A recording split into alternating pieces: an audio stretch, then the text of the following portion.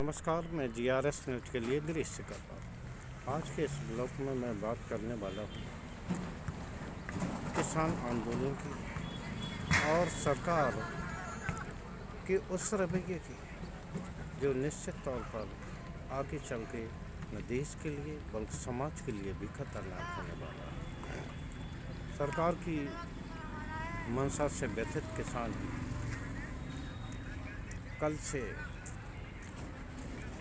दिल्ली कूच के लिए तैयार हुए और जब वे हरियाणा बॉर्डर पर पहुंच रहे थे तो उन पर पुलिस ने फायरिंग कर दी। पहले आंसू गैस के गोले चलाए, आरोप है कि बाद में फायरिंग की और इस फायरिंग के फलस्वरूप एक 22 वर्षीय युवक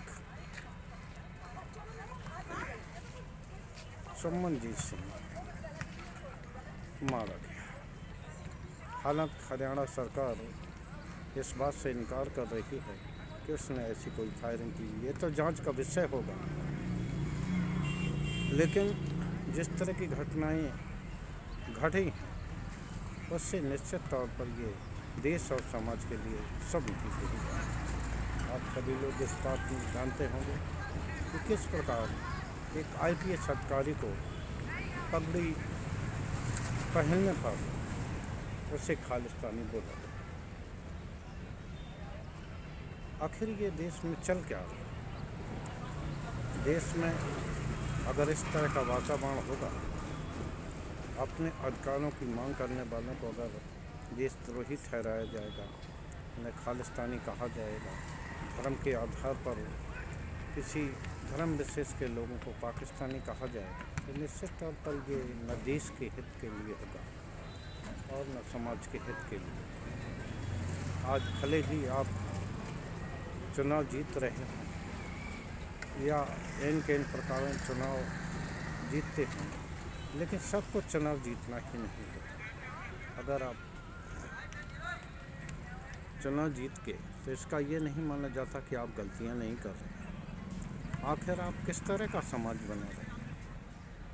दो सीटों को जीतने के लिए आप विभिन्न दलों से गठबंधन करते हैं,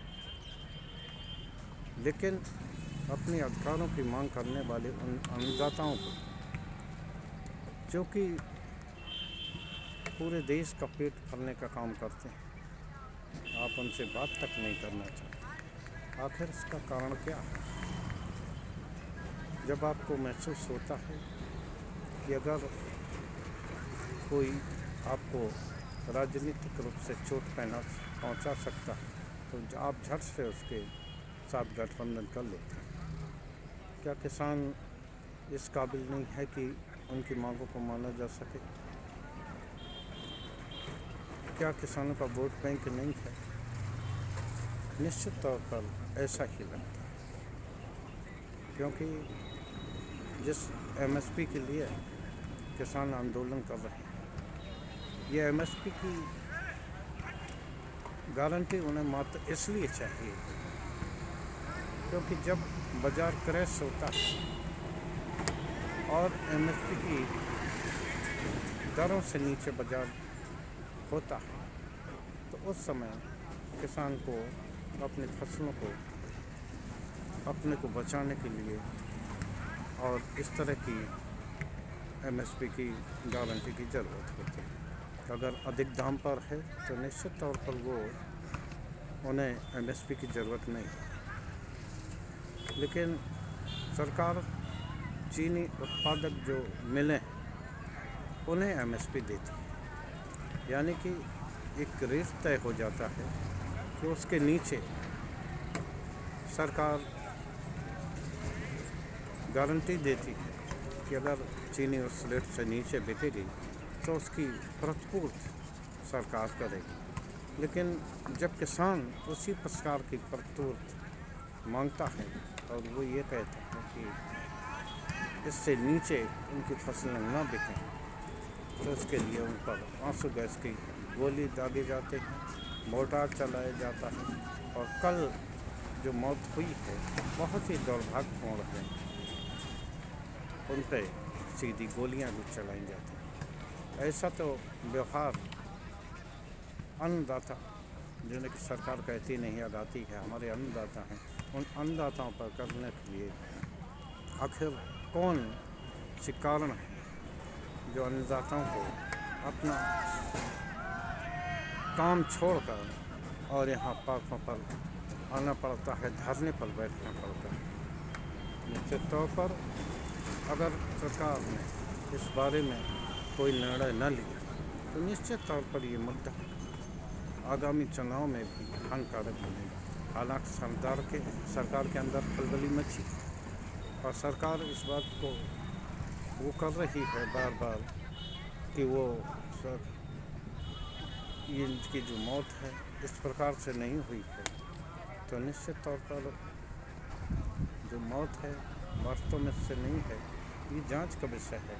लेकिन डॉक्टरों ने जिस प्रकार से गोली लगने से हेड इंजरी बताया है, तो निश्चित ये तो तय है कि ये गोली से ही मरा है। हालांकि इसके जांच का विषय है और ये जांच में ये स्पष्ट हो जाएगा। लेकिन जिस तरह से रवैया सरकार का दिखता है, उससे नहीं लगता कि सरकार इस मामले में कुछ भी देने वाली है। खैर, आगे क्या होगा क्या नहीं होगा, लेकिन जिस तरह से हरधर्मता पर सरकार अड़ी हुई है, हालांकि इस मौत के बाद किसानों ने अपने आंदोलन को स्थगित रखा है, तो निश्चित ये एक रोल बैक नहीं है, ये तूफान से पहले की शांति है जो कि आगे चल के न सिर्फ देश की अर्थव्यवस्था के लिए, सामाजिक व्यवस्था के लिए भी खराब होगा। सरकार जितने जल्दी ये तय कर ले उतना ही इसमें होगा। आप सभी लोगों को याद होगा जब 3 कृषि विरोधी विधेयक यही सरकार लेके आई थी, तो यूपी चुनाव में संभावित बड़ा भाग जिसमें कि उन्हें राजनीतिक नुकसान होता दिखा, तो झट से प्रधानमंत्री ने उनको वापस ले लिया, उन कानूनों को। और आज जब वही किसान अपने हकों के लिए तो सरकार ने 26 महीने पहले से उनको उलझा रखा, अब सरकार उन बातों को मानने को तैयार नहीं। खैर, सरकार से निवेदन है कि जिस तरह वो व्यापारियों को संरक्षण देती है, उसी प्रकार अन्नदाताओं को भी संरक्षण दे, जिससे कि लोग विमुख न हों और उस विमुखता के कारण परेशानी न हो।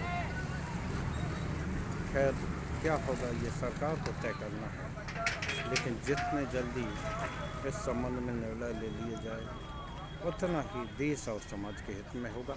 आज के ब्लॉग में बस इतना ही। जय हिंद, जय भारत।